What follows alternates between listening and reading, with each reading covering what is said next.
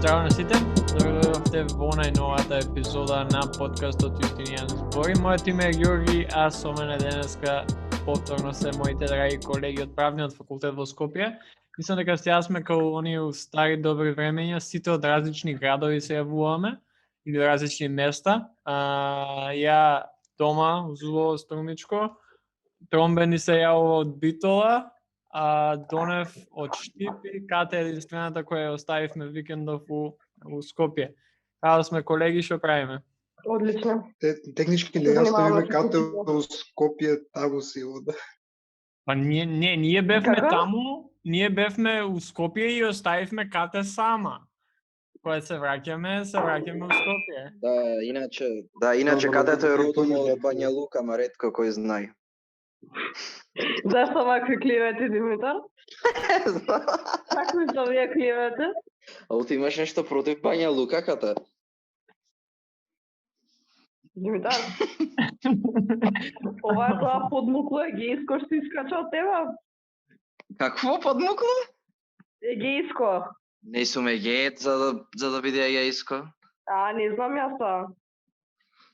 Таму вие битолчани, ретко кој не е. Немам никаква егејска линија.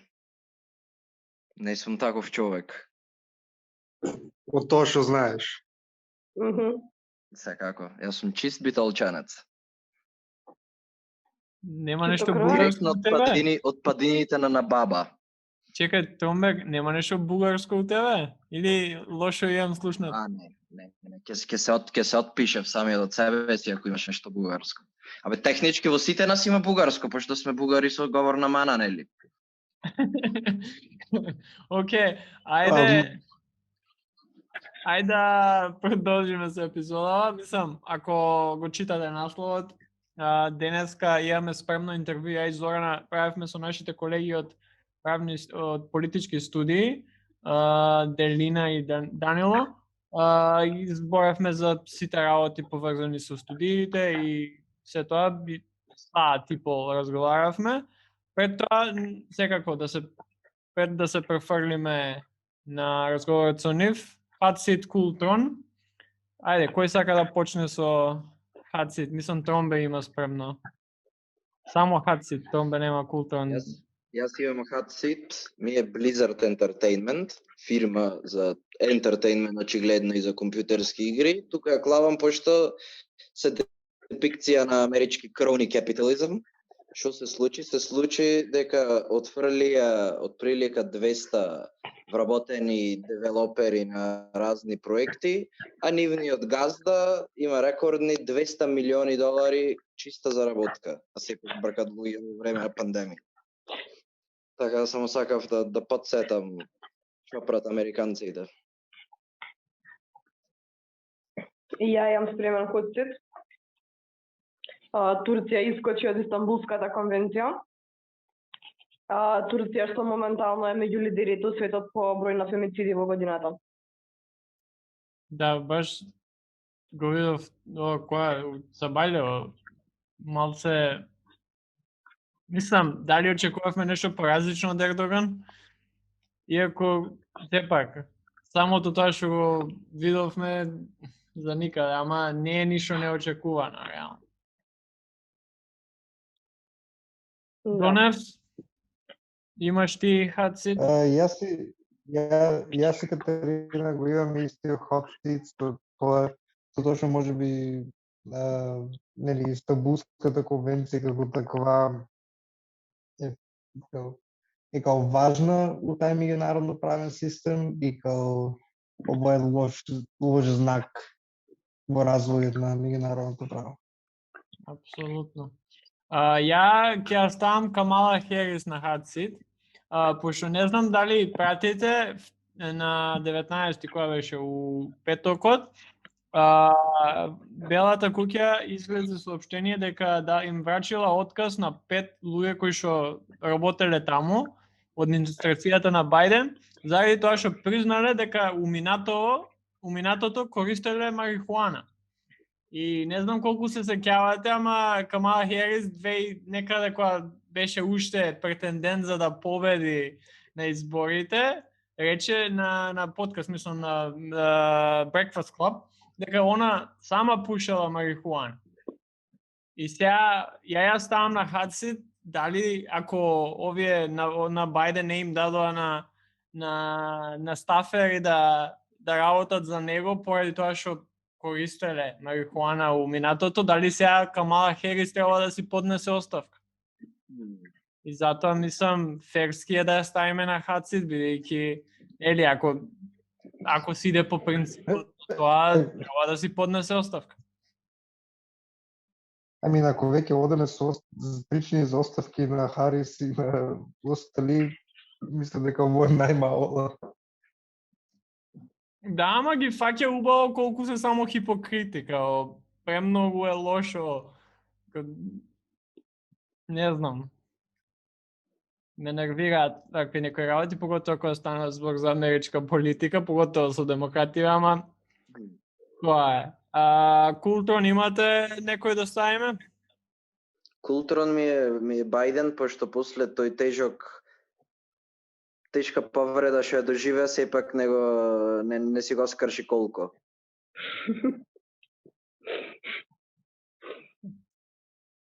Преако. Знаеш дека имаше изјава уште кога беа за време на изборите дека Бајден рече дека подобро се качува по скали на авионот Трамп.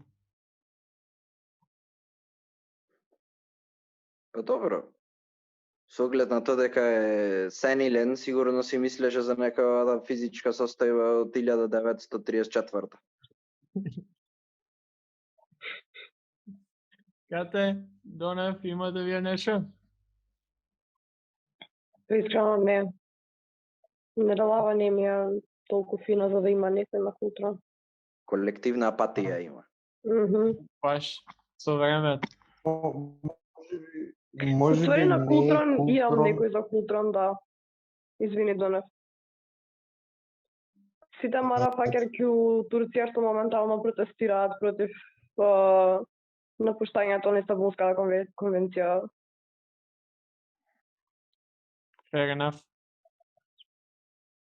Донев? За мене Култрон е... Добро, може би не Култрон, чисто како интересен девелопмент е воспоставувањето на primary систем како предвремени внатре партиски избори во рамки на СДСМ, бидејќи како тоа е залагање на голем број фактори од државата од многу подамна, но како е доста интересно како појава да се види тоа кај нас. Ја Иако нормално најверојатно е голема фасада на тоа што би требало да изгледа, но као сакам да верувам дека можеби некогаш ќе се развие. Фасада би било ако имаш уште некој кандидат. Јас само заев кандидат, така што колку и да ми се свиѓа ова, малце ми е чудно тајмингот кога го прават, ама добро. Ја на културон ќе се ставам сами од себе и едно милионите луѓе кои што момент овој викенд гледат премногу колеж кошарка во Америка. Мартовско лудило почна буквално петок, сабота, недела, понеделник од 5 саат денски до 5 саат сабајле само кошарка има за гледање и премногу е јако. Катерина и Тромбе сега ми прават некои фаци додека зборам, ама стварно е уживање, ако сте фан на кошарката, поготово у Америка, повеќе нели дека е колеж кошарка, не е професионално. Мартовското лудило кое што се случува секоја година, и она за кое што се чека и кое што со нетрпение се гледа. И стварно е премногу јако. Сега буквално снимаме, после ова идам да гледам до 5 саат сабајле, едно 10 на 15 утакмици. Јорги, може да ја предложувам да поминеме на епизодата за да заврши побрзо побрзо вашето фалење и дигање на култу на политички студии. Океј, Никола. Добро. Или да зборев за Истанбулската конвенција и импликациите. Не, идеме сега Што реално би било подобра епизода. Идеме сега со разговорот со Делина и Данило и се надеваме дека ќе ви се допадне истиот и ќе научите нешто повеќе за политичките студии на Правниот факултет во Скопје.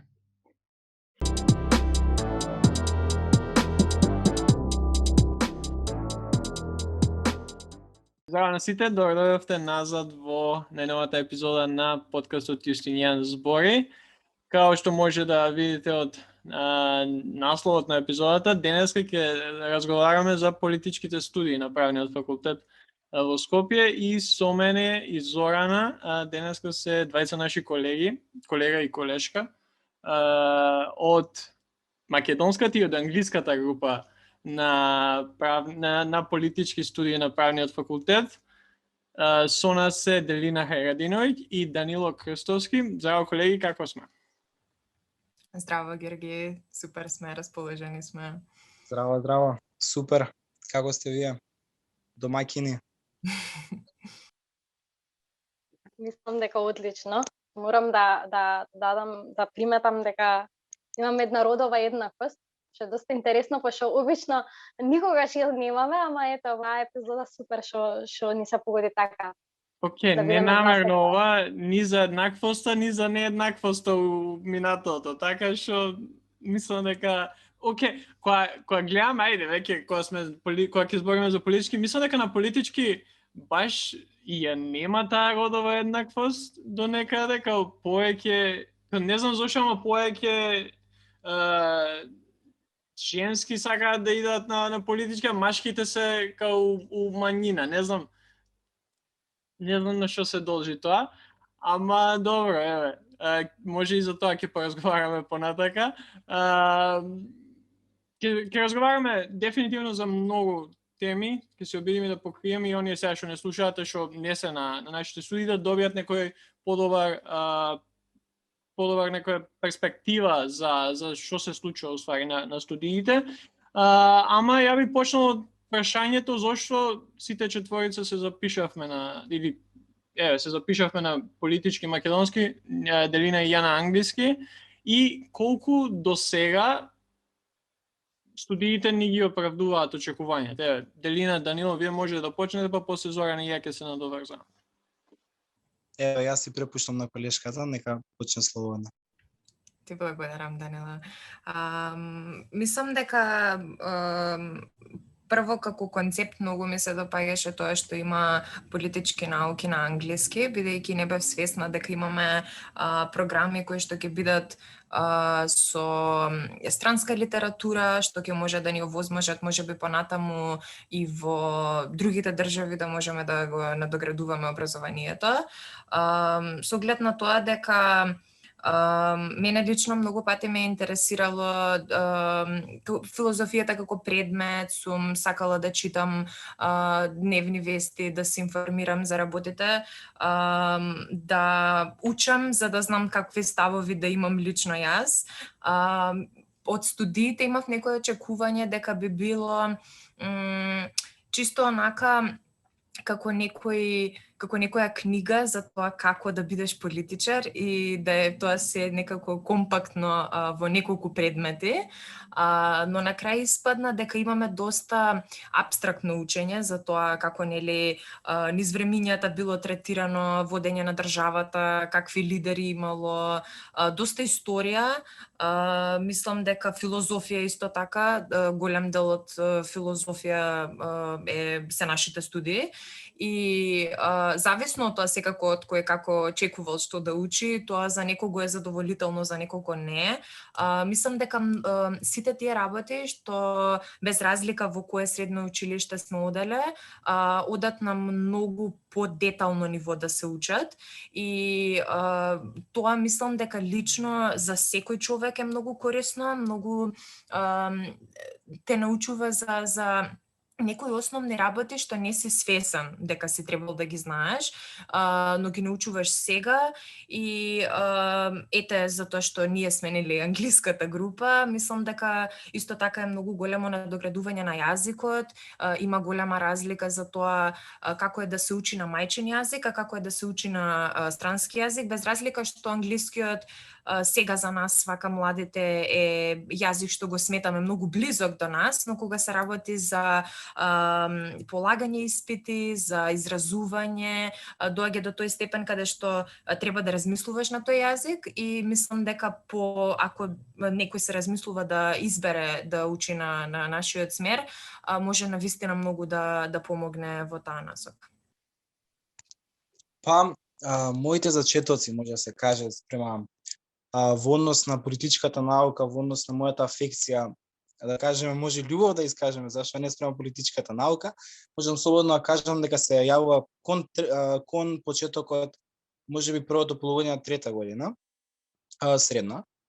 Во тој период кога размислував за факултет, каде додам, се мислев меѓу три. Тоа беше психологија, филозофија или пак политички направа. Бидејќи политиката е мултидисциплинарна наука. Тоа мора така да ја третирам. Таа опфаќа многу полиња, ги опфаќа и тие, опфаќа историја, реално опфаќа и социологија, опфаќа и филозофија, опфаќа и психологија, опфаќа уште многу науки. Мислам дека е можеби една од најдисциплинарните науки, не дека наша и дека ја проучуваме, но мислам дека тоа е еден факт кој што треба да се знае. А и во тој период мислам можам да кажам дека политиката беше насекаде. Фудбал, ако зборувам вака малку поапстрактно и поопшто да кажеме, најглавните утакмици за нив се зборува 2 дена, евентуално 3. За Евровизија се зборува 2 дена, евентуално 3. За кој било, не знам, настан, кој да ви дојде на памет, се зборува 2 до 3 дена. Политиката е сеопфатна. Ова можеби звучи лошо, ја би сакал да звучи добро, мислам дека сите политиколози сакаме звучи добро, бидејќи верувам дека сите настојуваме кон таа демократска партиципативна политичка култура, која што во овој момент страшно ни фали, па не и само тука, и во најдобрите, најразвиените демократии гледаме дека во моментов имаме некоја си криза на политичката култура, криза кај гласачите, оттуѓување од некои си така наречени вредности. Можеби тоа би било тоа за тоа како се роди мојата љубов спрема политиката. Да. Мене ми е интересно и добро мислам Донев што не е тука моментално, пошто ќе кажеше нешто за твојата спортска метафора со фудбалот, бидејќи јас секогаш кога ќе искористам некоја спортска метафора на подкастот, секогаш Никола иде против мене, ама дефинитивно кога се согласувам, мислам и со 20-то што рековте, кај мене, Данило, кај тебе ако е од трета година средно, ја кога бев 4 години, од тоаш почнува мојата пасија за, додуша може и помало, ама 4 години се сеќавам дека сум рекол дека сакам да бидам председател на Македонија. Тоа ми било единствена желба у животот. И од тогаш, навистина, две работи ме интересираат, спорт и политика, малце две работи кои што не идат уопште заедно. Кои идат заедно се многу катастрофално лоши, бидејќи не треба да се мешаат, ама зошто, например, одбрав политика и политички студии и потоа и на англиски, од проста причина сакав, влијание имаше премногу изборите во Америка 2016, бидејќи ја таму поминав таа година, ја поминав таму во Америка, учејќи втора година средно и следејќи го целиот тој процес, уште повеќе ме натера да научам многу повеќе за самиот процес и што тоа се случува и плюс, например, сакав, ова малце смешно може да звучи, ама сакав кога ќе земам, ќе се расправам со некој за политика, ја да бидам тој што уствари има, као знае што збори, а не на памет да збори, знаеш, пред, не знам, у продавница пред кооперација, сега се расправаат кој што рекол, кој вака светски заговори, сакав ја да бидам тој кој што actually ќе знае што се дешава и подкрепено со факти може да излезе од некоја расправа или дискусија. Англиски која, мислам, ја се одлучив од кога се вратив од Америка, крај на втора година средно, кога видов дека има смер на англиски, уште тогаш као знаев кај идам и никаде на друго место не видов. Од проста причина што е на англиски. Делина Уо каже има многу голема разлика учење македонски наспроти англиски или мајчиниот јазик наспроти англискиот и секојаш ја би избрал англискиот и не знам, еве, веќе трета година на начинот на кој ни се водат нашите предавања, материјалите кои што ги користиме, сите оние попратни работи кои што следат со сето ова, се на некој едно големо ниво. Некојаш буквално мислиш дека не студираш на факултет у Македонија уствари. Студираш на, не знам, некој сосема окей факултет низ Европа, у Америка, каде што се не дека нашите не се толку окей, ама подобри се низ Европа, реално. Ако гледаме по ранкингси, барем. Ама немаш нека представа дека си у Македонија, бидејќи се што читаш се од професори, од академци, кои што наши врсници, не знам, во државите низ Европа и Америка, читаат истите работи. И тоа, например, мене многу ми е важно, иако ја, например, кај мене у група и Делина, ова ќе потврди, ја не читам многу, поготово не ги читам материјалите што ни ги даваат, ама кога ќе седнам actually да читам, навистина предобри работи. Кога ќе споредиме тоа со македонските, може малце вие ќе кажете, Зорана и Данило, како е тоа, ама не знам, јас се осеќам дека стварно сум го направил оној вистински избор. Барем до сега. Трета година ќе видиме како ќе заврши, ама сега за сега мислам дека топ иде. Зорана, кај тебе како е? Па добро, јас би се сложила со сите тројца, бидејќи мислам дека исто како Делина, како Данило, нормално на 16-17 години не можеш точно да се определиш и многу значи кога на крајот ќе заклучиш дека си се одлучил за она вистинското. Зашто јас избрав политички? Затоа што, како што кажа Данило, опфаќа се, опфаќа историја, опфаќа филозофија, тоа се некои предмети кои што уште додека бев средно стварно сакав и ме интересира да ги изучувам. Особено зашто се запишав е тоа затоа што еве Данило ќе потврди дека јас стојам на таа теза уште од прва година, дека кај нас имаме, можам да кажам, политичари кои што не се политичари, тоа и често и во Јустинијан збори сум го кажала, и дека за мене е многу важно кога еден политичар ќе искочи да води дали партија, дали сакате ве кажете председател држава, сметам дека треба да има знаење за тоа и да искочи од овие наши редови на политички науки, бидејќи само така теоријата и праксата можат да донесат нешто добро за државата. И мислам дека тој дел на теорија кај нас многу значи, бидејќи едноставно не води по патот како што работите треба да бидат. И ова можеби е некој платонистички приказ кој што јас го давам, кој што можеби не е реален во моментот во Македонија да се оствари, меѓутоа нели секогаш гледаме на најдобрата опција која што може да биде доколку сакаме работите да се поправат. И тој начин како би се поправиле, сваќам дека е во мои раце. Можеби нема да бидам никогаш директно вклучена во политиката, меѓутоа секогаш од страна нели останува тоа да бидеш ако ништо друго аналитичар, ако ништо друго да посочиш каде се греши, што се греши, каде можеш да поправиш. Можеби патот ќе ме однеси да бидам политичар, тоа никогаш не се знае, меѓутоа и да бидам барем да знам дека имам добрата подкрепа за тоа.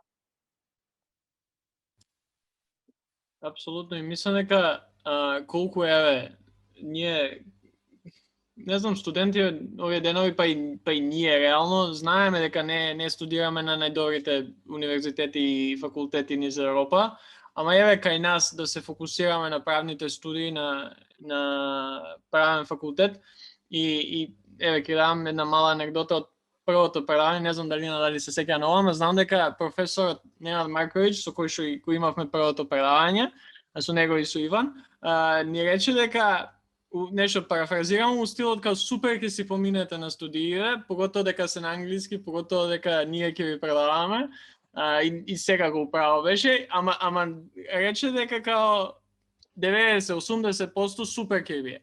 Ама тие 10-20% може ќе наидете дали на професори, дали на тоа што ќе го учите, дали ќе биде ептен досадно, дали ќе биде лошо, ама тоа ќе го има. како низ призмата еве на овој коментар на професор Марковиќ, што би рекле за досегашниот дел од студирањето? Дали уствари оние 80% што вика супер ќе си поминете, дали се баш 80% и дали тоа превладува на нашите студии моментално, или повеќе имаме сувопарна теорија, знаеш, оние концепти кои што нон-стоп ги учиме, премногу до душа, као секоја година збориме за некои работи, и дали например тие се само мал дел од нашето студирање. За некој еве сега што не знае како иде, како би ја распределиле таа некоја поделба на овие две работи? Само би се надоврзала тука на тебе и ви кажала дека види овој коментар нели секогаш ќе постои, секогаш ќе се случи да имаме 20-10% од материјалот кој што можеби нема да ни биде интересен или едноставно ќе имаме пречки, меѓутоа мислам дека тоа е многу индивидуална работа и дека не секогаш не можеме да се повикуваме само на нашето лично искуство, туку дека мора да збориме во глобала како тоа се одвива.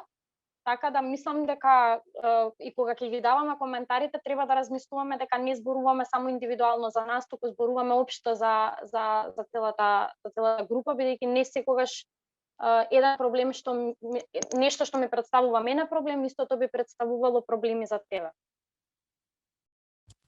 Еве, бидејќи Ѓорги спомна за нашата група и се сеќавам многу добро на коментарот и анекдотата на професорот Ненад. Мислам дека секогаш знае како да отпочне било каква презентација за да го привлече вниманието на студентите. Впрочем, јас бев на презентацијата во средното училиште кога кажуваше за смерот и мислам дека поради неговиот пристап ме привлече да се обратам и да видам што значат политички студии во глобала и како програма на англиски. Мислам дека сосема Зорана е во право дека сечие искуство знае да биде различно, само што како поволност да речеме на нашите групи вака е тоа што сме помалце во број и многу сме поблиски меѓу нас, многу сме поблиски со професорите и тоа баш го дискутиравме претходно со Ѓорги дека многу е ефективно тоа што сме помали групи, бидејќи може да се концентрира таа комуникација и да се оствари многу добра соработка меѓу студентите и меѓу професорите и да имаат ефективност тие предавања, проекти, задачи што и да се, бидејќи се знаеме меѓу себе. И мислам дека јас сосема би се согласила со професорот Ненад дека тие 80% се одлични, дека тие 80% ги величаш и ги гледаш и си викаш дека си го избрал најдоброто нешто што си можел за тебе, но тие некои 20% што доаѓаат нели природно, бидејќи не може ни едно искуство да биде 100% перфектно, доаѓаат во некоја многу интересна форма, затоа што нашите студии нормално учиме и за факти и за сето тоа, но можат да станат многу субјективни, можат многу лично да се сватат, бидејќи зборуваме за принципи, за вредности, за ставови, за идеологии и мислам дека секој што, барем јас така сметам, дека секој што тргнал на овие студии со некои екстремни видувања на некои теми и работи, откако ги разгледал, убаво ги прочитал сите тие материјали што ни се дадени и се заинтересирал да истражи повеќе, сватил дека можеби тие, како што кажа Ѓорги, коментирања пред продавница и од читање весник, дека не се толку релевантни колку што се книги од луѓе кои што навистина знаат што зборуваат и кажуваат работи од аспектот кој што ние како некои, дали ќе бидеме идни аналитичари или политичари директно, би требале да знаеме како влијаат на нас. Мислам дека ради тоа е многу важно да кога некој бира вакви студии треба да е свесен дека те учи на многу подлабоко ниво, бидејќи читаш работи и осознаваш мислења на теми што можеби си мислел дека знаеш, но сега веќе имаш некои сосема други знаења и факти и Ѓорги е навистина во право кога рече дека материјалите ни се многу добри. Јас од секогаш сум сакала да читам и нормално мајчин јазик, македонски јазик е за нас лично најважно да знаеме, бидејќи е наш јазик и треба да се концентрираме на тоа да го негуваме, но е многу жалосно што тие материјали што ние ги добиваме се навистина многу квалитетни, имаат многу повеќе извори и можеби ете тоа бидејќи не можеме да допреме до нив, да дадеме некој добар превод, да обезбедиме повеќе учебници кои што би можеле да се преведат и луѓето да ги користат кај нас исто така, доаѓа до таа некоја, не знам, бариера или пречка и мислам дека чисто ради тоа, затоа што имаме пристап до многу голема разновидна странска литература, кога се читаат тие работи, навистина се чувствуваш како да можеш да сватиш која е смислата на авторот, која е смислата на таа тема и навистина ни помага. Да, само сакам да се надоврзам на ова Делина што рече, поготово кога правиме според, бидејќи досега сме имале, ние од англиски сме имале и материјали кои се буквален превод на книги кои што се напишани од дали професори, дали академци на македонски јазик. Мислам дека неколку те пати ова која се има случајно и не сметам дека до професорот или до материјалот кој што бил во тоа што го читавме се беа стварно многу лоши. Бидејќи преводот не беше добар, бидејќи беше онака буквален превод од македонскиот, од она што они го напишале на македонски, а второ едноставно кога идеш од некој материјал кој што е стварно светски реномиран на македонски некој интересни некои гледишта, ајде нема сега да напаѓам никој, ама кои што се едноставно скали до 2 подоле, навистина е многу тешко и таквите некои случаи кои ни се дешаваат, кои имаме од македонски автори на англиски јазик, ретко кога се добри. Има некои до сега што сме имали што се стварно окей, ама у повеќе случаи мислам дека сме имале проблем, барем јас за мене може да кажам, дека преводот беше толку што требаше да читам македонската за поубаво да сватам. Поготово кога се прави оној превод од македонски на англиски, е буквален. Тоа мислам дека е едно од полошите работи. Ама добро, Данило, ти што би рекол на темава?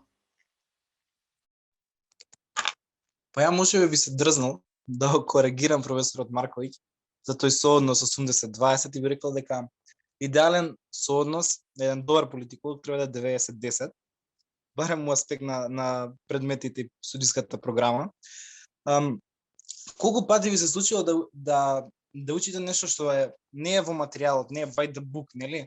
Гледам дека ви имате, бај да ви пратив некои епизоди за американската политика, не знам и за балканската или имавте, не знам, некои таму. Дали тоа го имате средното негде во книга?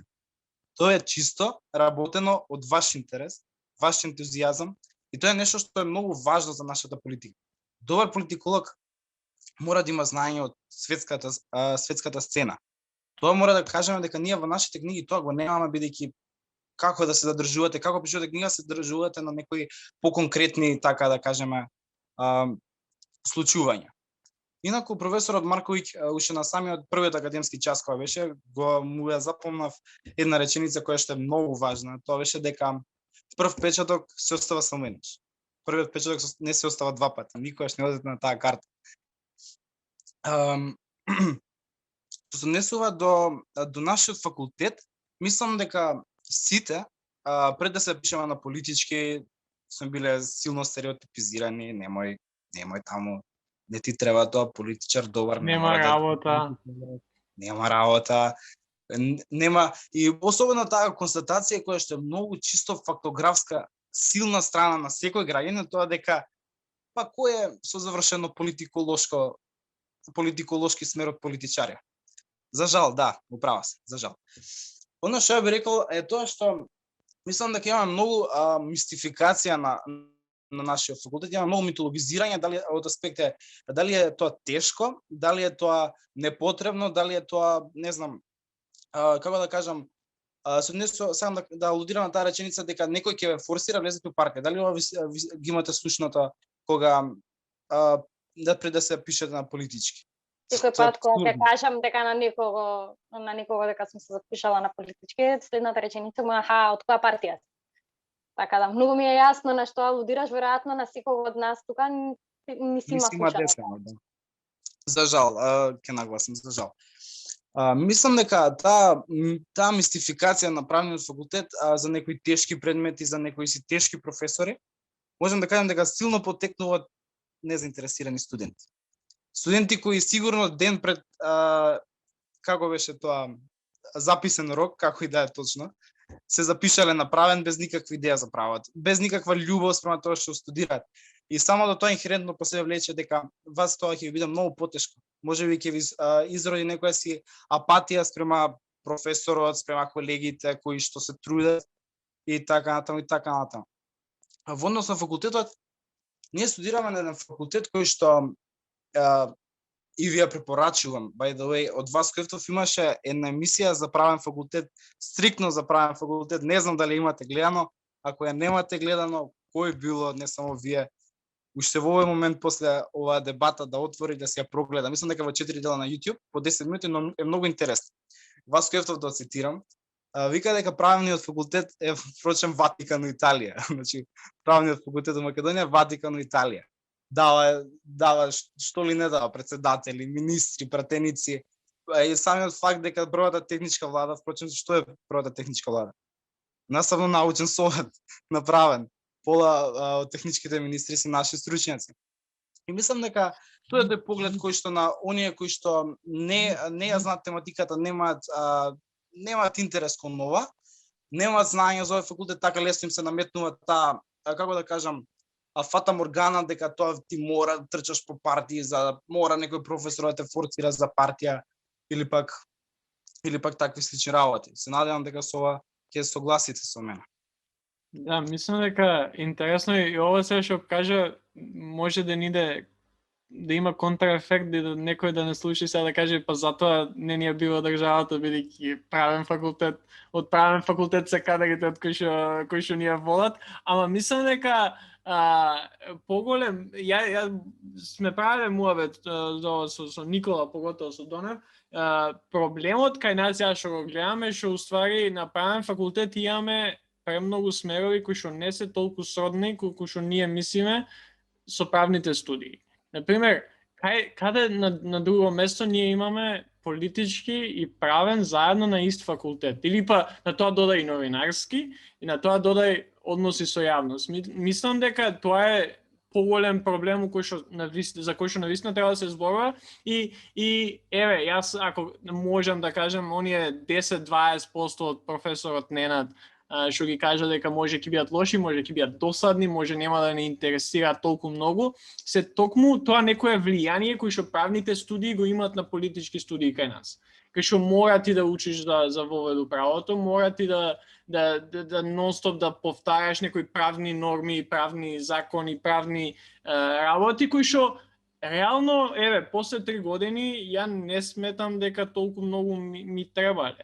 Као се супер, као професорите на тие предмети супер се, као материјалот кој што го поминавме не беше лош, ама јас се 3-та година ја повеќе би сакал, баш ова ти што рече сега, да навлеземе у некои поинтересни работи, дали ќе биде тоа за Балканот, дали за Америка, иако, еве, Иделина мислам ќе се согласи со ова, кај нас, ние премногу пати сме бегале од таа тема за која што се однесува на предавањата и сме разговарале за милион различни теми, кои што некои ме поттикнале да земам јас сега да снимам подкаст за одредена тема, надвор од државата. И мислам дека голем удел тука има и Ненад, и Иван, и останатите некои професори кои што нон-стоп повеќе, тоест нон-стоп ја стимулира таа некоја дебата помеѓу нас и затоа е супер што сме помала група, иако нели сите сакаме да видиме многу повеќе луѓе запишани на политички студии, ама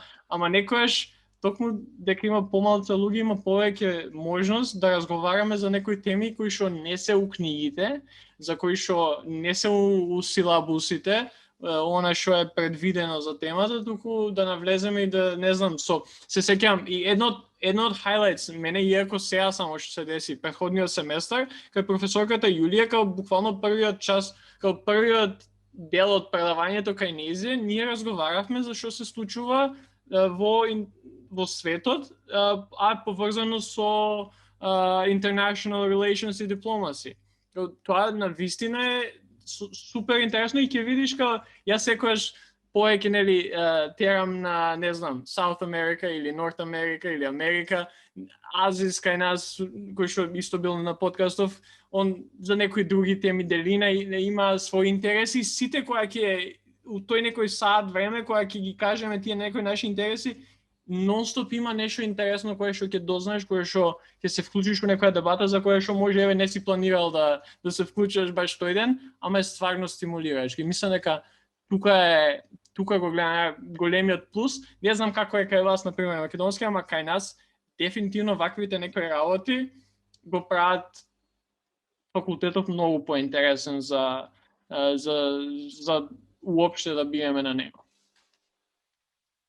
Ја би се надоврзала тука за неколку работи кои што ги кажавте. Сега можеби малку ќе дојде нели скокање од тема на тема, меѓутоа прво би се осврнала на тоа дека убавината на тоа што сме повеќе факултети, односно повеќе смерови на еден факултет, е во тоа што имаш различни погледи.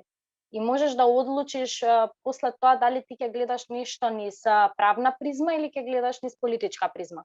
И мислам дека тоа колку и да е можеби за некого тешко, а можеби и за некого и досадно, има некој свој плюс, бидејќи според мене правото и политиката колку да сакаме да ги одвоиме, не можеме да поставиме една нели онака црта која што тотално ќе ги одвои, секогаш ќе идат заедно, бидејќи мораме да нели секогаш да зборуваме за тоа дека што и да е политичко, мора да биде правно.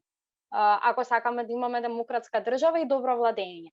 И уште нешто што сакам да го искоментираме тоа што секогаш во книгите секогаш можеме да имаме подобри материјали, секогаш можеме да имаме подобри книги. И тоа е факт и особено на пример кај нас е лош преводот, како што кај вас е лош од македонски на англиски, кај нас е многу лош преводот од англиски на македонски.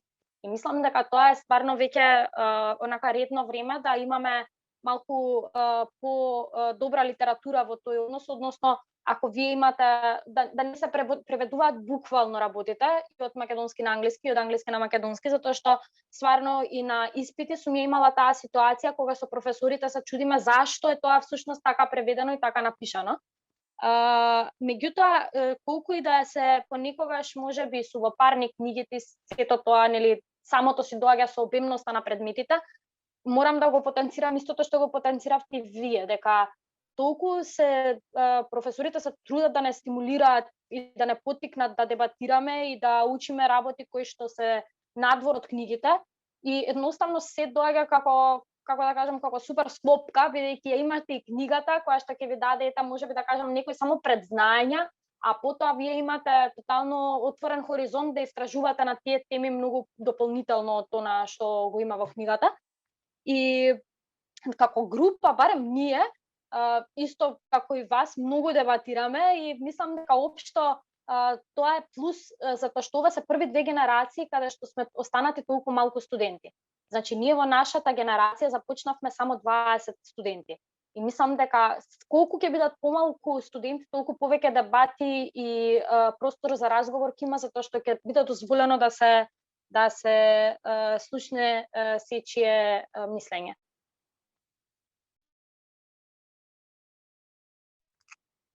Имаме една теорија за добар политиколошки час. Добар политиколошки час мора да се одвива врз принципите на делиберација и нешто што не го пише во книга. Значи мора тоа. Кога некој час тоа не го содржи, малце знаат. Малце придосадничка, ете ги тие 10% или од професорот 20%. Само тоа ше куса реплика на кратко.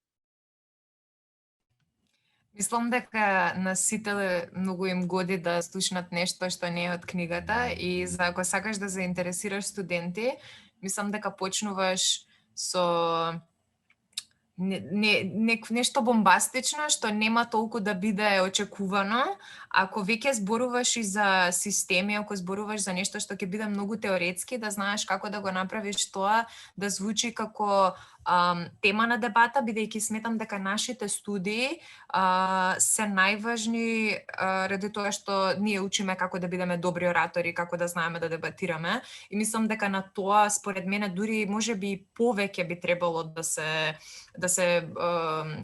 се привлече внимание, да му се даде значење на тоа, бидејќи ако ние не знаеме да изразиме ставови, да изразиме идеи, сето тоа, тогаш мислам нашата работа е сепак тоа да знаеме како да ги искажеме нашите мислења, и не е се на вистина во теоријата, но е многу интересно што ете сите четворица се повторуваме со тоа дека сме мали групи, ама сепак останува тоа дека колку сме мали групи, сепак од тие мали групи не гледаме дека нашите политичари што работат сепак не се од тука, што значи дека имаме мали групи со мали студенти што може да продолжат понатаму со таа професија, но не продолжуваат, но да се надеваме дека тоа не треба да не демотивира за тоа, за нашето знаење, за што можеме да работиме понатаму, бидејќи без разлика на тоа што мислам дека ете тој ефект на партии што исто така го спомнавме, нормално дека сите прашуваат, ако знаат дека си на политички ќе те прашаат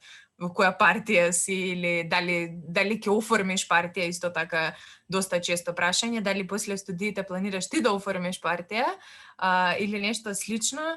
Мислам дека е само смешна анекдота, иако е вистината, но мислам дека само преостанува да се надеваме дека нема да се оствари понатаму и дека можеби ќе се гледа на образованието малце посериозно, неголи што сега го гледаме и што не се прикажува на нас со тоа како колку луѓе на позиција таа што ние учиме на вистина го имаат ова образование што го имаме ние. Делина супер ми ја постави платформата. Сега би продолжил нешто во тој контекст. Делиберацијата на часовите е многу важна, бидејќи со што се занимаваат политиколозите ако не е тоа говорење.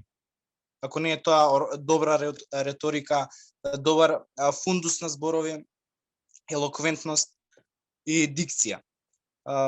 Затоа ја претендирам да имаме на часовите како се вели ова расправа, јавна расправа, за да ние можеме и да кикснеме нешто, за да ние можеме да ни сосуши грлото, бидејќи знаете денес ќе ни сосуши грлото, утре пак ќе треснеме нека глупост, али третиот ден веќе ќе се оформиме, бидејќи на грешки се учи. Не се тоа грешки, тоа е повеќе на неискуство базирано, но окей. Ме разбирате што сам да кажам. Реторството или реториката е многу важен сегмент на политикологијата. Ние имаме еден опционен предмет, не знам дали вие сте го имале, јас сум го немал, смисла сега да се земам опционен предмет реторика, но не успеав да стапам во контакт со професор, не знам, впрочем, кој беше професор или професорка по тој предмет. Мислам дека како политиколози нам многу повеќе треба да ни се форсира начинот на говорење, начинот на искажување на ставови, аргументираното дебатирање мора да ни е во рамките на факултетот. Не да бараме дебатни клубови, ораторски вечери, како што е Иво Пухан. Таа мора да ни е во факултетот како склоп на факултетот, реално. Да, и баш за тоа, на тоа мислев кога реков дека премногу е големо влијанието на правните студии, бидејќи наместо тие некои правни предмети или тие некои предмети кои што можеби и се повторуваат, бидејќи мислам дека имаме премногу работи за кои што се збореле, барем ние двајцата со Делина кои што 3 години веќе една иста работа ја збориме, наместо тие би требало да имаме и за ораторство, би требало да имаме и за пишување научни трудови. Реално тоа ни е голема фалинка на целиот факултет, а и на нас, бидејќи сепак она прво што се асоцира со политички студии не треба да биде вие ќе бидете политичари, не, ние ќе бидеме политиколози, политолози, зависи кој како ќе заврши со магистратура и тие работи, кои што ќе имаат својство на експерти, кои што ќе прават научни трудови, кои што ќе прават анализи на ситуациите, ќе пишуваат книги кои што се базираат на факти, ќе ги испитуваат тие, не знам, кој го имавме професорот Дамјановски, зборевме за неговата анализа која ја прави за тоа какво е јавното мислење тука во државата во однос на процесот на евроинтеграција. Тоа ние еден ден ќе треба да го правиме, или барем оние што ќе се одлучат тоа да го прават. И затоа сметам дека наместо работи кои што се повторуваат, една од фалинките може сега да кажеме е тоа што немаме предмети за ораторство кои што ќе бидат задолжителни предмети, а не изборни или опциони, кои што немаме предмети за пишување научни трудови, за усовршување на такви некои. Ние сепак сега имаме пишувано научни трудови и кај професори кои што имаме и задолжителни предмети и на изборни предмети. Ама друго е кога уште од прва, втора година ти ќе го имаш тоа основа на пишување научен труд, а не буквално почнуваш и сега ти треба да пишуваш научен труд, а никој ти нема кажено како треба тоа да го направиш. И има професори кои што доста имаат помогнато со тоа, ама тоа повеќе кажува за нив, а не за студиите, бидејќи они се трудат нас да не научат како да направиме тоа. Студиите тоа не го имаат во предвид и тука е една мала, ама можеби и голема фалинка кај нас што ја немаме там некоја основа и мора дали самите да се учиме или професори да ни избегуваат у пресрет и да ни објаснуваат и да ни кажуваат не вака, па те, знаеш, ќе идеш кај него, ќе му донесеш научен труд, па ти каже, окей, не треба вака цитирано, треба вака, па ќе ти даде пример, па ќе, знаеш, ќе те научи и тоа е сосема супер, од така се учи, убаво каже Данил, од грешките се учи, кога нешто ќе кажеш погрешно, ќе сватиш што си го кажал погрешно, ќе ти сугестира професорот и ќе размислиш пак. Исто и со научни трудови. Тука мислам дека е голем проблем кој што се надеваме у иднина следниве генерации ќе имаат можност барем такви некои предмети да имаат. Тука сакам да се приклучам. Тоа баш што го спомена ти, значи јас секогаш стоам на тоа дека секогаш може подобро и реформи во образованието треба буквално секогаш да има, постојано да ги има, ако сакаме ние да напредуваме нели како ајде ќе кажам научници. Мене многу ми се допаѓа тоа што на страна од јас сосема се сложувам со тоа што го кажа Јорги ти дека немаме едноставно нели предмети кои што не учат за тоа како да бидеме и оратори, како и да пишуваме семинарски трудови и се останато. Меѓутоа професорите ни дозволуваат да сгрешиме. И професорите ни дозволуваат да научиме преку грешките. Мене тоа многу ми се допаѓа бидејќи на ниту еден час јас не се чувствувам застрамена да кажам нешто, иако знам дека тоа можеби не би било точно. Затоа што знам дека ќе ми дозволат да сгрешам и едноставно нема да ми кажат нивното мислење за тоа што е правилно, туку само ќе ме насочат на патот на кој што јас треба да размислувам за да си го добијам одговорот. Например, тоа многу често се случува со семинарските трудови. Ние со Данило заедно имавме избран предмет, еве јавно ќе се ослободам да го кажам тоа, кај професорот Марко Кратулица. Се развиваат такви дебати по тој предмет, толку многу не учеше како треба да изгледа еден научен труд, ни дозволуваше да правиме некои банални грешки кои што не треба да ги правиме, меѓутоа денеска да ме прашате било кое прашање од тие предмети, од било која семинарска, ќе знаеме да ви го кажеме тоа затоа што сосема успеа да не внесе во предметот. И семинарските колку и да изгледаат за некои факултети лошо и колку да сакаат да не демотивираат, вие од политички полагате некои предмети со семинарски, всушност семинарските толку не поттикнаа да истражуваме, толку не поттикнаа да си ги пронајдеме грешките во размислувањата, што јас мислам дека подобар начин на учење ние досега не сме имале. Заради тоа што стварно на страна од тоа што ни беше дозволено да си го кажеме своето мислење, стварно ни беше дозволено да сгрешиме и при пишување, и при пренесување и едноставно при некој грешка, при некои ставови, меѓутоа никој не ви зима за зло и секогаш професорите успеваат да ве однесат на вистинскиот пат по кој што треба да размислувате или по кој што треба да постапувате. Барем до сега, мислам во овие 2 години кај мене и кај Данило, ниеден професор не го покажал спротивното и за мене тоа е многу многу мотивирачко за да истражувам понатаму. Па ова убаво го скоцка Зоза. Семинарските се еден стереотип дефинитивно за направен кој ќе кажете дека полагате со семинарска, семинарска тоа, нели? Но семинарските се кога ги правите лично, ви остануваат за паметни. Професорот многу поинаку ве цени кога ќе прочита дека вие сами сте го направиле тоа. Пролазна оценка по изборен предмет ќе добиете, ама дали ви е тоа репер? Но тоа никогаш не треба да биде репер, никого. Затоа сметам дека треба повеќе се фокусираме и убаво ти Ѓорѓе тоа кажа дека покрај реторските предмети нам не е многу потребно академско пишување. Едно е кога ти ќе го учиш само, друго е кога некој ќе те насочи па стрикно се, знаете, ви останува глава вака треба, така треба и знаете, едно е аматерски, едно е првиот како се вика покушај. А друго е понатаму кога ќе се усовршиш, кога ќе воочиме грешките, потоа ќе почнеме да формулираме. Бидејќи јас сметам дека ако стварно продолжиме со наша академска дејност, да ја наречеме научна дејност, нели? Нам не е или преку јавно говорење, или не преку трудот. Затоа овие се два постулати кои што мислам дека на правниот факултет мора да се подобрат во догледно време. Јас ќе се надоврзам на тоа што Данила сега го кажа. Мислам дека семинарска може би затоа што во глобала на ниво на држава меѓу студентите е на некој начин направена да изгуби вредност, но ако погледнеме во светот како се третираат научни трудови и сето тоа, никој мислам дека нема да каже семинарска или само научен труд. Зборуваме за нешто што ако е направено нели секако на тоа некое академско ниво, тоа е изработка, тоа е труд, каде што се собираат факти, каде што се пишува, каде што се внимава на граматички правила, се внимава на факти, се внимава на се.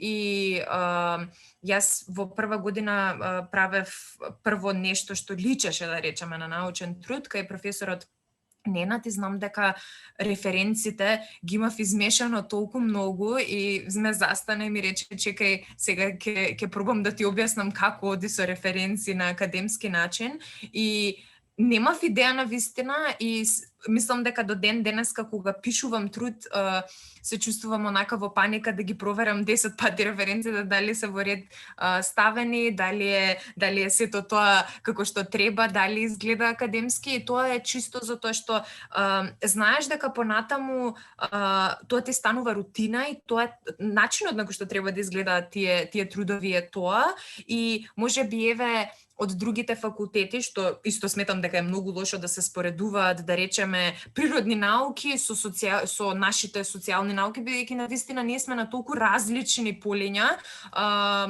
од две различни страни гледаме, кога ќе спомнам за што дискутираме, како ни изгледаат дебатите, како ги правиме научните трудови, обично тогаш ги добивам тие зачудени коментари од типот: аха, значи вие на политички не е само дека зборувате за дневната политика и не зборувате само за тактики, како да го излажете народот, како да продадете некоја приказна, бидејќи очигледно дека идејата е таа, ама кога почнуваме да дискутираме за тоа како нашите предавања изгледаат и како другите, тогаш сваќаат дека не е тоа нешто суво парно и не е само колку да се пројде ете со семинарска или со нешто друго, него е исто така знаење и образование. Впрочем, затоа ја правиме, мислам дека оваа емисија, и затоа ќе ги направиме и се надевам и следните вакви емисии, за да покажеме колку всушност стереотипите стварно го менуваат мислењето на луѓето за тоа што е правен или за тоа што е политички, што мене, например, лично, како почнав да учам, многу ми пречи. И би кажала само дека имаме огромна благодарност до сите тие професори кои што дури за семинарска не вратиле ако треба и 3 пати, само за да си ги научиме и најмалите грешки, бидејќи да, еден ден, како што вели еден наш професор, вие може левот да си го вадите од пишување на тие трудови, каде што све треба да биде скоцкано и да изгледа професионално. Уште една забелешка која што ја имам за општо за политички науки е тоа што не знам дали имате приметено, меѓутоа немаме задолжителна пракса. Што јас го сметам тоа како многу голем минус, бидејќи и да одиш ти на пракса, не можеш да извлечеш потоа никакви документи за тебе тоа да ти биде всушност од факултетот прифатено дека ете си се потрудил и си научил нешто дополнително плюс и си се потрудил плюс. И мислам дека праксата би стварала една многу добра рутина кај сите студенти. Мислам дека треба да е задолжителна барем 1 до 2 години од нашите студии. И мислам дека така само повеќе ќе се поттикне целата држава да ствара повеќе работни места за политиколозите.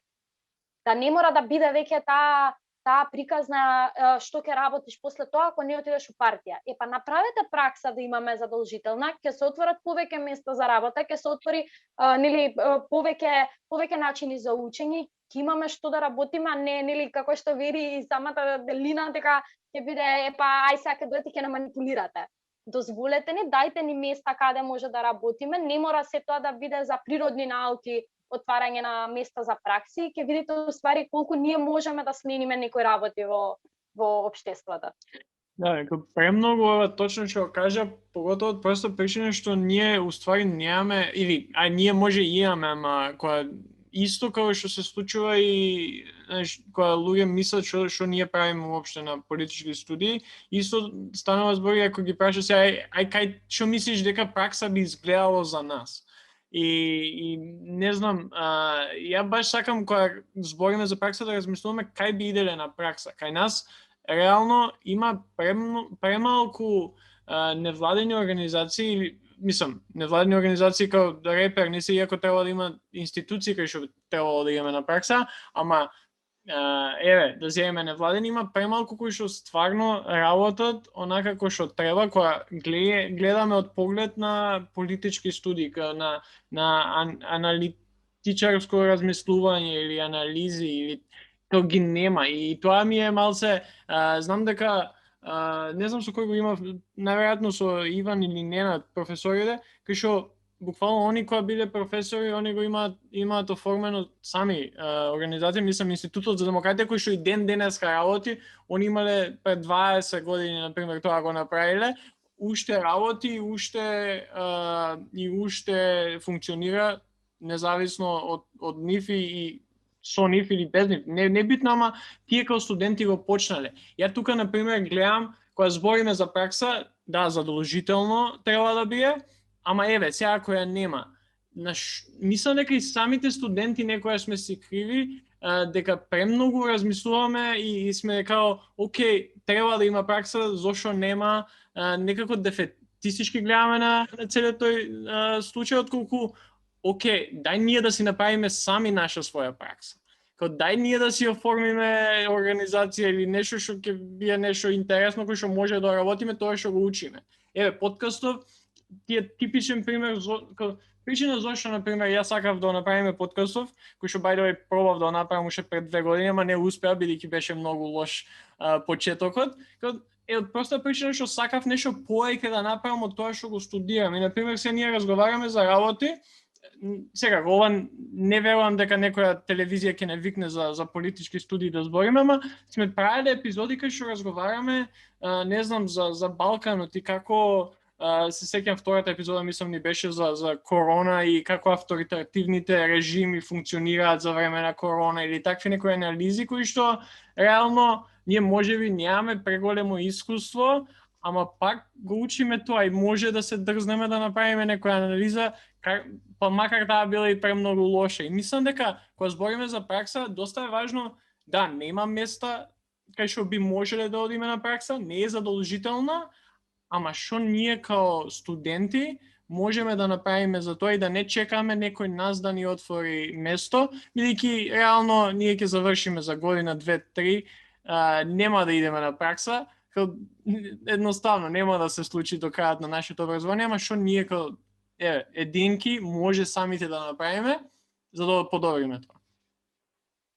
Знаеш што, само би кажала дека кај нас има страшно мала волја за истражување.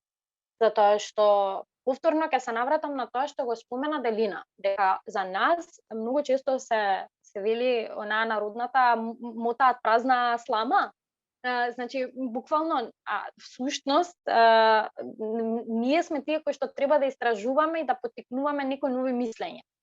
И едноставно фали волјата за истражување на нови работи. Значи, зашто, например, зашто имаме еден подкаст на ниво на факултет, на целосно или на целиот универзитет? Зашто никој друг освен нас не решил тоа да го истражи. Можеби ние сме далеку од совршени, на нас тоа сите ни е многу јасно и нашите студии уопшто се далеку од совршени, меѓутоа секогаш треба да повторно ќе се навратиме да постои волја за да подобриш нешто и да направиш некоја реформа. Така да колку се служувам со тебе, колку и да е крив самиот факултет дека нема пракса, криви си самите студенти затоа што не наоѓаат начин да го потикнат тоа.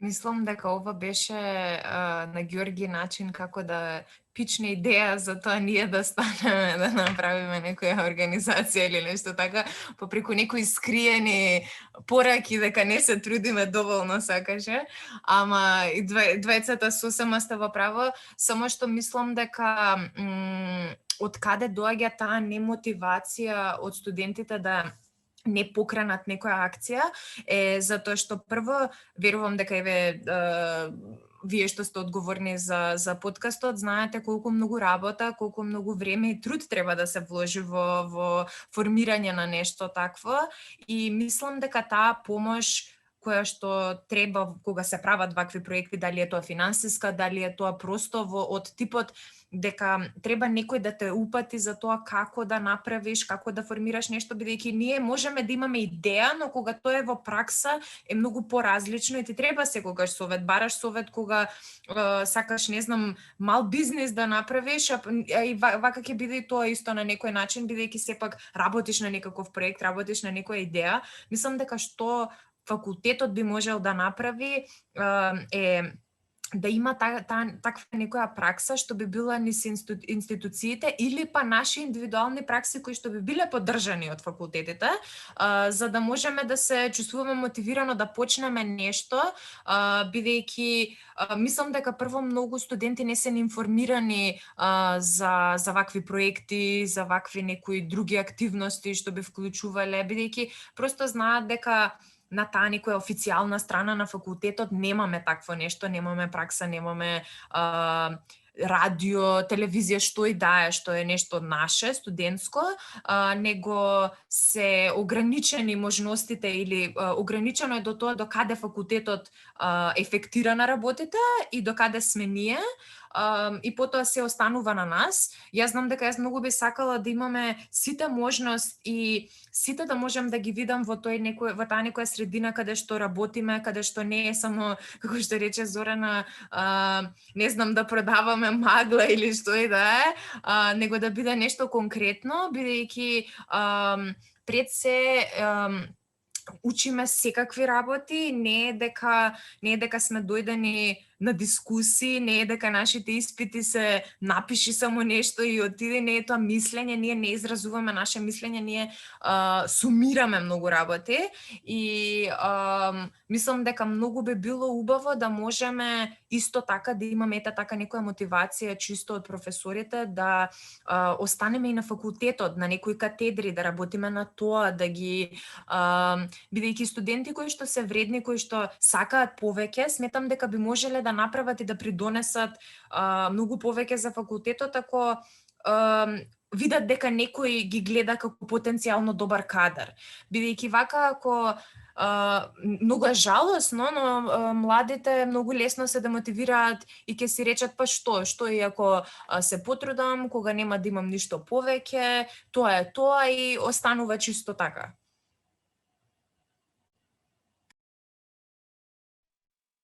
Кога ќе излеземе од факултетот, кога ќе завршиме, кога ќе стекнеме таа диплома која ја стекнуваме, најважно нешто кое што треба да го понесеме со себе од факултетот е критичката мисла. Не се десетките, не се деветките, не се добрите односи со професорите, тука е критичката мисла. Зборувам од интерес на државата, од интерес на цивилното општество, од интерес на се што е во државата.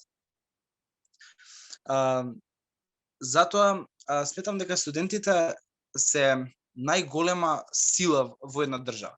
Тоа било насекаде.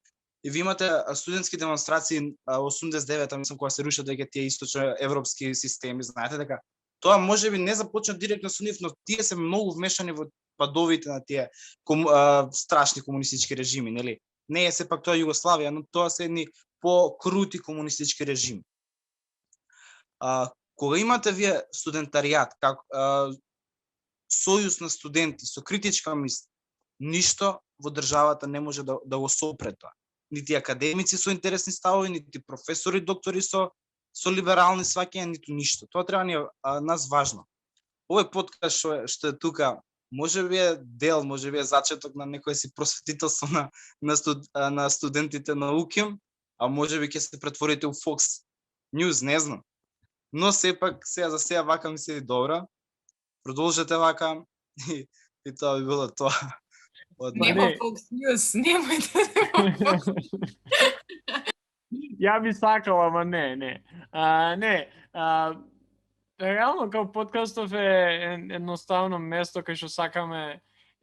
Тоа секогаш ми било интересно кога збориме ние, дека тие што го правиме подкастов веќе цела година, кога сите имаме некои блиски ставови, кај што знаеме на која страна сме, не ги криеме нашите ставови и убедувања. Сме имале гости кои што размислуваат различно од нас, ама кога некој ќе ме праша као океј, зошто не викнете некој десничар во емисија или зошто не разговарате за работи за кои што десницата би ги интересирал. Као све супер тоа, ама зошто, например, оние кои што се десничари, а знаеме дека ги има многу, поготово млади, не направат вакво нешто исто така.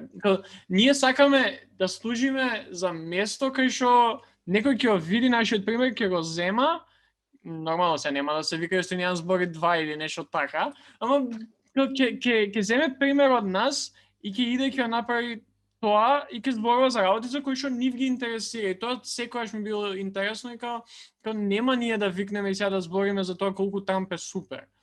Нема, едно Трамп не е супер, а друго не ни интересира тоа. Ќе збориме за Берни, пошто Берни нас ни е политички лидер кој што не интересира и сакаме повеќе да знаеме за него, сакаме луѓето повеќе да знаат за него.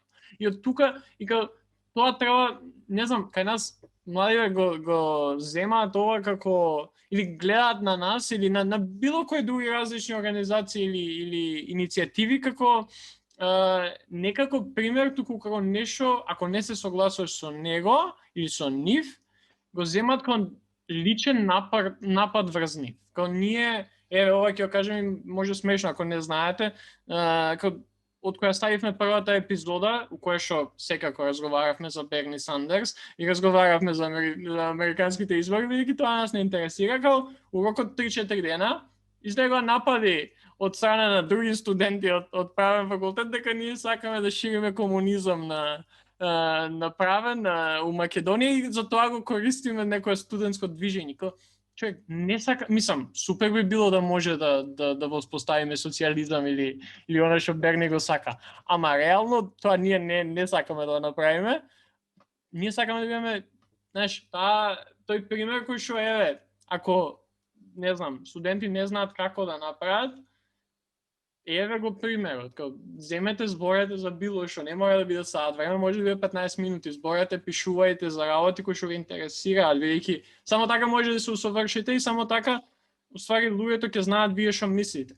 А тоа дали ние сакаме да шириме комунизам или не, слушајте, не ќе дознаете, ама проблемот е како се сваќаат овие некои иницијативи, работи, и не само Јустинијан збор, има премногу други работи. Премногу лично се сваќаат и ако не се согласуваш со нив, одма си против нив, и ова не значи само за десничари и левичари, тоест десничари како гледат на левичарски работи. Ова го земам чисто како пример, бидејќи постојат и од другата страна луѓе кои што гледаат на некои работи од десницата, кои што се као ги земаат премногу лично.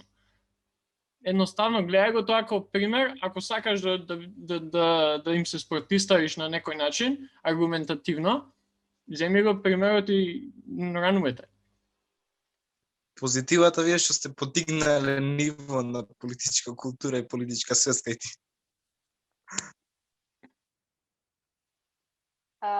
Нешто, само би кажала, толку ни е поларизирано општеството, толку ни е поларизирана студентаријата што имаме во моментот и на нас ни треба нешто што мислам дека би на некој начин обединило Ја би апелирала повеќе на тоа, затоа што многу е убаво кога ти ќе седнеш и ќе зборуваш за различните мислења и ќе ги спротиставиш различните мислења. Значи, не е проблемот они да бидат на една страна, ние да бидеме на друга страна и всушност зашто да постои ние и зашто да постои тие, кога можеме сите заедно да седнеме и да зборуваме на различни теми. Всушност мислам дека и самите професори кај нас на смирот пробуваат многу да го поттикнат тоа, бидејќи на самите часови кога отвараат некои дебати, се свесни дека ќе имаат мислење од две различни страни. Например, тоа ќе кажам дека по предметот политички партии, интересовни групи не поттикнаа на многу интересна таква дебата.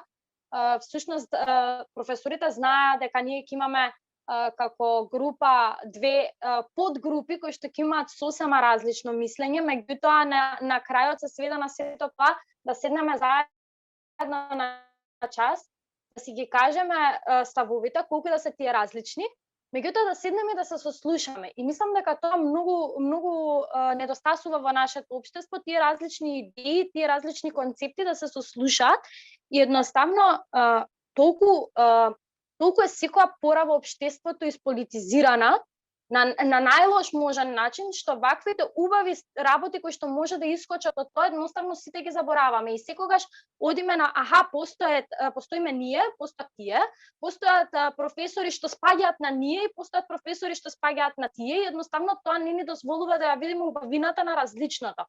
Значи, ако ние сакаме да имаме просто демократија, значи ни треба да имаме различни ставови кои што после тоа, нели, ќе се одбере кој е тој што народот го смета подобар. Истото и за кај нас, мислам, меѓу студентите, меѓу професорите, убаво е да постои некоја различност. И не знам зашто имаме проблем ние со тоа да ги сместиме двете различни страни во едно.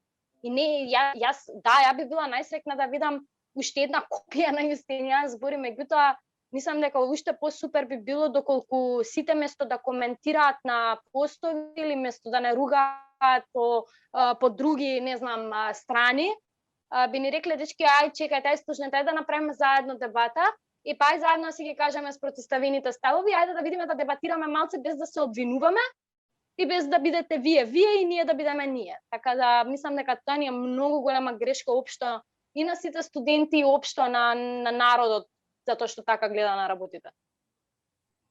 Мислам дека проблемот е тоа што сите многу лично и субјективно ги сваќаат работите и кога сакаш да се навредиш во нешто, можеш да се навредиш. Јас не мислам дека некој треба да биде, не знам, десничар или левичар, ако е дојден со мисла дека треба да се навреди од некој излагање, дека ќе најде некаква мана на тоа што се зборува. Можеш да кажуваш, не знам, теми кои што се многу јасни за тоа дека, не знам, за некое движење кое што е многу логично, кое што е, да речеме, еве за човекови права и ќе има некој што ќе рече, јас ќе бидам Devil's Advocate и ќе кажам, а што ако размислиме вака, не треба сите теми да имаат, нели, Devil's Advocate, ама тоа е нешто што луѓето сакаат да го прават, бидејќи мислам дека просто како суштества сакаме да има дебата, сакаме да има спротиставеност, се чувствуваме многу повеќе како да нешто се случува кога ставовите се спротиставени, кога тоа е се многу пожустро, бидејќи кога се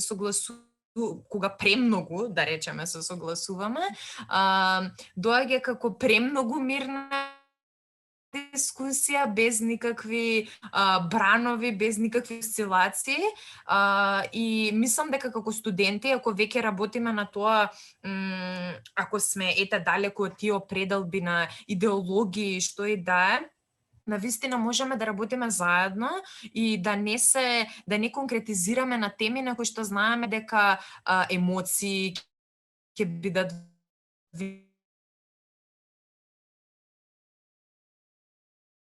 внесени, да останеме, бидејќи нели ние сме на политички науки, Ако веќе се изразуваме како студенти, дека ќе треба да знаеме како да почитуваме туги ставови, да даваме аргументи, да се потрудиме да се тоа биде на некој, да речеме, пристоен начин, бидејќи како што кажавме, манипулација, демагогија, навредување, тоа е нешто што е буквално најлесно и не ти требаат политички науки, не ти треба диплома, не ти треба ништо, излези на улица, прочитай вестник, гледај вести, ќе знаеш како да нападнеш некој, ќе знаеш како да напишеш Facebook коментар, бидејќи има многу луѓе што се аналитичари кои што ја добиле нели нивната диплома на Facebook, не знам како, не посетувам таков универзитет, ама очигледно дека има луѓе кои што добиваат и таква диплома и сметаат дека знаат многу повеќе од луѓе кои што учат и кои што полагаат испити и добиваат државна диплома. Ама мислам дека онака како заедничка цел е да соработуваме и да ги оставиме тие емоции и недоразбирање на страна, да бидеме возрастни луѓе и онаа простата нели народна дружба си е дружба, служба си е служба, мислам дека навистина има многу вистина во неа. Таа фејсбукова диплома ти ја повалидна и диплома од приватниот факултет. Така. Бидејќи живееме од држава, убаво кажа Делина, дека да сакаш да се навредиш, секогаш ќе се навредиш. И тоа мислам дека е проблемот кај тој селективен начин на гледање на работите, дали е тоа, не знам, од која била страна, националистичка, не знам, феминистичка, етничка, јазична или како било. Живееме од држава која што има поделби од секаков тип на поделби кои што може. Имаме национални, имаме етнички, тоест етничките, имаме јазичните, имаме класните поделби, па згора се и партиски. И партиските поделби, може имаме и уште поделби, некои се можеби навредувачки, можеби и не. Но тоа е она што убаво го кажа, дека човек да сака да се навреди, ќе се навреди секогаш. И затоа можеби повеќе се повикуваме на нешто што го прави оној различен. Ако сакам да е некој различен од мене, одма ќе насочам по што е различен. Не се разликуваме многу, ни по култура, ни по знање, ни по прошетаност, како сакате формулирајте, по ништо не се разликувам. Никој од никого во оваа држава. Но ако сакам да се разликувам по милион работи. Ако сакам да индиректно или директно навредам, ќе навредам. Најголемите грешници во општество се повикуваат на религија кога им треба. Тоа е очајно, мене ја најмногу се нервам кога политичар во уставот го содржи дека сме секуларна држава, ќе се повика на религија во една држава. Не дека често не се случува, но секогаш кога ќе се повика и дали е тука, дали е негде на страна, тоа ме тотално ме иритира. Ја само би кажал на ова, ја највеќе се иритирам кога ќе видам социјалдемократ да иде у црква и да го следат фоторепортери и да се фали со тоа дека иде у црква запалил свеќе. Као ти можеш да биеш што сакаш да биеш, ма кај нас идеолошки не се знае кој што е.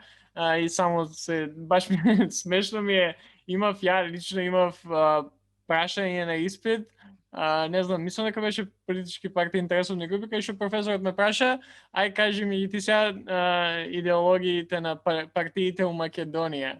И сега се замисли, викам, не го кажав на глас секако, ама се мислев дали да идам со тоа како се представуваат или како уствари се. И се одлучив да положам, бидејќи ги знам и двете работи, да си положам барем, да немам проблеми со тоа, 10 индекс да добиам, ама тука ја го гледам, вие сега што зборите, тука е некој проблем, бидејќи кај нас, токму поради тоа што никој не знае што е и како е и што треба да биде, имаме до тоа да премногу лично се сваќаат работиве, имаме до тоа да луѓето не знаат што зборат, као да, лесно е манипулација и лаги и вистини и невистини да шириш, ама која е некоја позадина на сето тоа? Тука е и баш ми е жал, и тоа сме збореле и на претходни епизоди, као младиве не знаат идеологија, младиве не знаат некои базични работи кои што треба да се знаат, и тоа токму поради тоа што од нив не се очекува тоа да го знаат.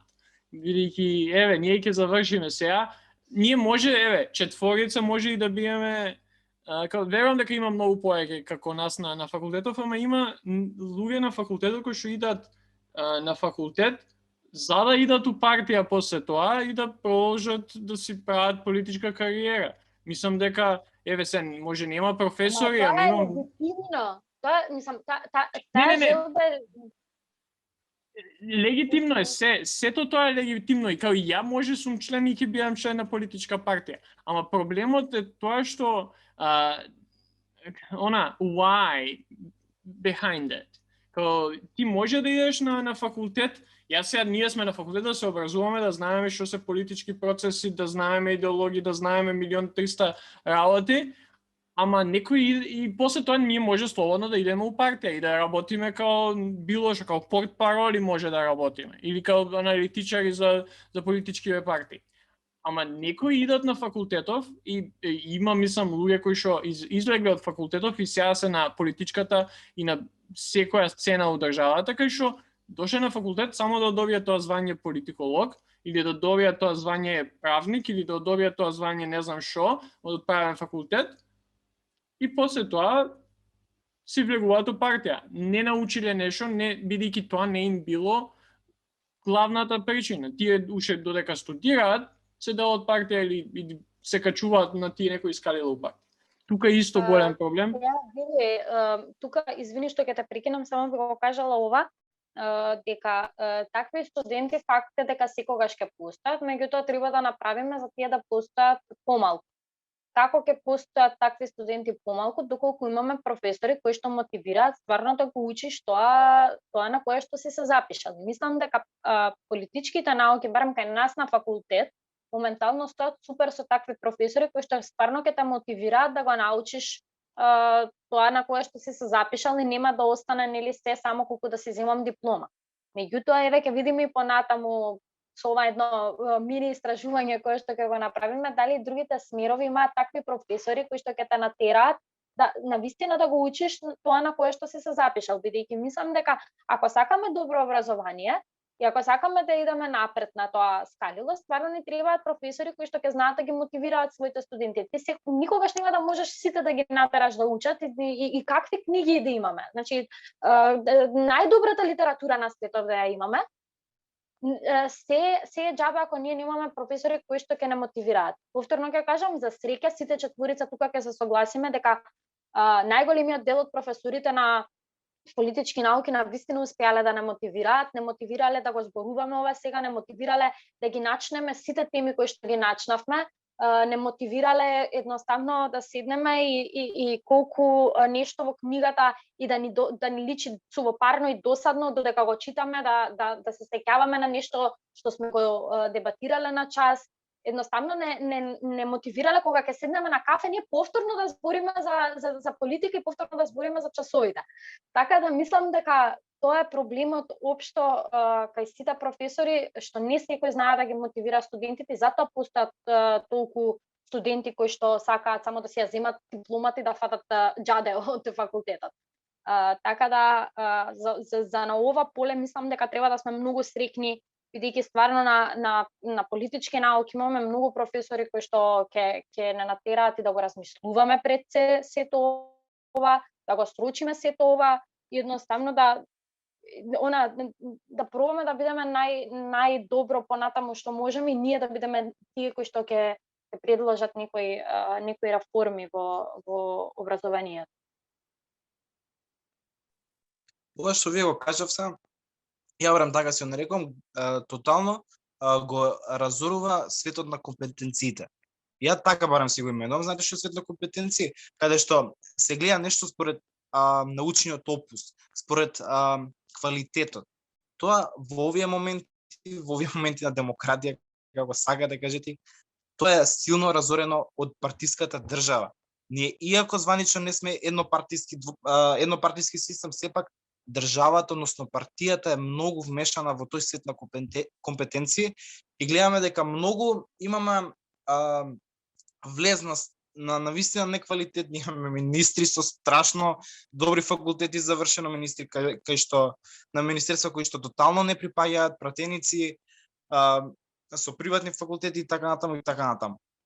Кога е светот на компетенции разрушен, мислам дека не можеме да збориме за либерална демократија, туку поконкретно може да разговараме за она што Закарија би нарекол и либерална демократија. Ова кога го кажем и текна на часови на предавање, поготово кога го спомна Закарија. бидејќи сме зборали за него многу. Мислам дека, окей, убаво каже Зорана, за ова може уште со сати да разговараме. И сега гледам на времето, за прв пат од кога почнавме да снимаме, веќе сати, 20 минути веќе најверојатно снимаме и има премногу теми што не ги опфативме, ама мислам дека разговорот некако успеа да долови она како барем еве за нас се политичките студии. Ај на крај и како ни се развива мислата. Мислам дека и тоа е доста важно што го доловивме, бидејќи можеби изгледа дека излеговме надвор од темата, меѓутоа всушност почнавме разговор кој што стварно доловува колку политички нуди плеада на мислење. Едноставно дека секој студент има различни мислења за се што ни нуди смерот, како смерот да размислуваме на било која тема. Да, и ајде да завршиме ние, не знам, тие што не слушаат до сега знаат дека кога имаме нови гости, на крајот од секоја епизода со нив, ги ставаме малце on the spot и бараме да ни препорачат нешто што ви, не знам, гледале, слушале, читале, па еве сега од политички. Вие не мора да препорачувате ништо што е поврзано со политиката, може што уживате. Знам дека Делина сигурно има филмови за препорачување. Ама, еве, што ви препорачале бидејќи нели, сега буквално сме у полициски час, не смееме да излегуваме надвор, после 10 сме, што би препорачале, еве, на мене и Зорана и на оние што не слушаат, ако воопшто има такви, да прават у своето слободно време. Јас ќе почнам. Ѓорги знае дека јас цело време гледам филмови, серии и книги читам и мислам дека уште еден карантин, не знам дали веќе ќе имам толку предлози да дадам, ама ќе почнам, еве, филмови мислам дека нешто што секој треба мислам да гледа е Jojo Rabbit, го препорачувам, Inglourious Basterds исто така многу добар филм од Тарантино. За серии, ако веќе нели ќе останеме на тема политички, Борген е многу добра данска серија за политиката. House of Cards, нели да бидеме типични. Сега нешто ново што гледав и што така ме воодушеви беше серијата Behind Her Eyes, беше нешто што го немам гледано до сега како концепт и беше многу добра. А за книги, исто така многу сакам трилери да читам, така да секоја препорака би била во тој жанр. Gone Girl, The Silent Patient, многу добри книги и мислам дека за да се пополни тоа карантинско време, нешто ново што почнав исто така да читам книги што се не self-help, затоа што тие баш и не ги сакам, но книги што се конкретно од лица како што се терапист, што работат на вистина на ментално здравје, на теми емоционална недостапност, социализација, како пандемијата нели делува на нашето ментално здравје и мислам дека таа некоја кампања за менталното здравје што ја гледаме на социјалните мрежи некако не ми се допаѓа, бидејќи е некоја лажна позитива и не е реална слика за тоа како луѓето навистина се чувствуваат во карантин и како им делува. Така да дефинитивно би препорачала луѓето многу повеќе да работат на себе и на нивната среќа и на нивното ментално здравје, бидејќи ако се грижат за тоа дали добиле вирус, дали фатиле корона, исто така да се грижат дали во ред се чувствуваат за самите себе си, за нивниот живот, да работат на тоа, бидејќи не треба да одиме на доктор само кога не мачи грлото, кога не боли нешто така физички, него и да работиме на менталното. Толку од мене. Па јас малку би гледал на потемната страна на политика, би насочил кон гледањето, читањето на потемната страна на политиката. Така да, од тој аспект за книга не може да се избегне Владетелот на Макијавели. Некој од нас политиколози сигурно имате прочитано, кој не обавезно да ја прочита, бидејќи си го пишува како, впрочем, треба да се владее. иако е просто, иако е толку можеби сложено, можеби просто на добар начин, мислам дека не доведува до тоа како треба се владе. Треба се биде добар во основа, треба се сака ближен, но не премногу. Во тој контекст мислам дека нема предложам стрикно политичка емисија, но емисија која што во која владеат силни политички елементи, барем од тој макиавелиски пристап на сваќањето на политиката, а тоа е Game of Thrones. Знам, верувам дека малку сум демоде со оваа серија, но гледајте, бидејќи вистинскиот начин на водењето на политика, она политика која што се одвива зад кулисите у Македонија и свегде на светот е можеби Game of Thrones, владетелот на Макиавели и така натаму и така натаму. Силно препорачувам да се гледат автобиографски филмови некои важни политички личности низ историјата. Последно, сега во моментов ми текнува The Darkest Tower, мислам дека беше на Винстон Черчил, 2011-та, кај што овој добива, мислам, Оскар за улогата, како му беше имело на глумецот сега, Хју Джекман, нешто така беше? Така нешто беше. Ја искрено го чекам и сега треба да имам, мислам, 2020 или 2021, не, 2021 најверојатно, пошто 2021 сме веќе. 2022 го има, ќе го има филмот за Роналд Реган, кој што ја искрено многу сакам да многу си оценам као политички лидер, бидејќи ми е навистина пример за тоа како треба да постои еден харизматичен лидер. Мислам дека барем се во моментов на тоа ми оди паметот. Значи ме имаше се додека не го спомна Реган, ама ќе ти простам бидејќи си гостен и грешки се случуваат. Маргарет Тачер, обавезно и за Маргарет Тачер. Не, окей, сега не си копај подоле, стварно си на дното, не го копај уште подоле, окей. Ова не е демократија, Джоле. Па не е демократија. Фокс Не, се шалам, ама ја баш ќе препорачав along those lines, не знам дали сте го гледале филмот Vice, кој што е за еден од најлошите политичари по историјата на политиката, Дик Чейни, кој што де факто беше председател додека му беше вајс президент на Буш. Изгледајте го, предобар филм, иако ја не можам да го поднесам Чейни, едноставно неколку пати го имам прегледано филмот, навистина е добар, и би се согласил со тоа што кажете, освен нели, последното за Реган не бива. Ќе оставам у епизодава, не сум толку диктатор, ама мора да се каже дека Реган bad. Не, се шалам.